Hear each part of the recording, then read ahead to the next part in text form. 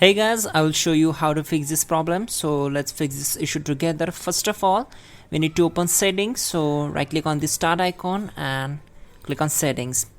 Once we are here, we need to click on these three lines and then just go to personalization, and then we need to click on colors, and then we have to disable this option, transparency effects. Okay. Disable this one. After that, go to the accent color and set these as manual. Once done, go back, then this time go to accessibility and then click on visual effects, and now we need to turn off this option, transparency effect, from here also, and turn off this option also, animation effects.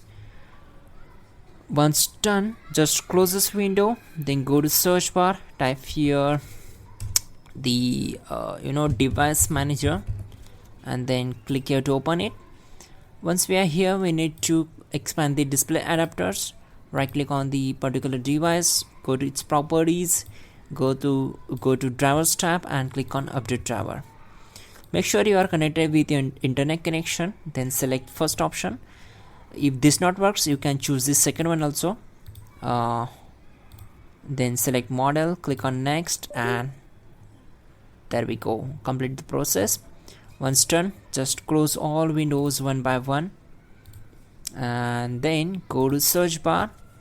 This is the last method, so go to search bar, type here power cfg.cpl,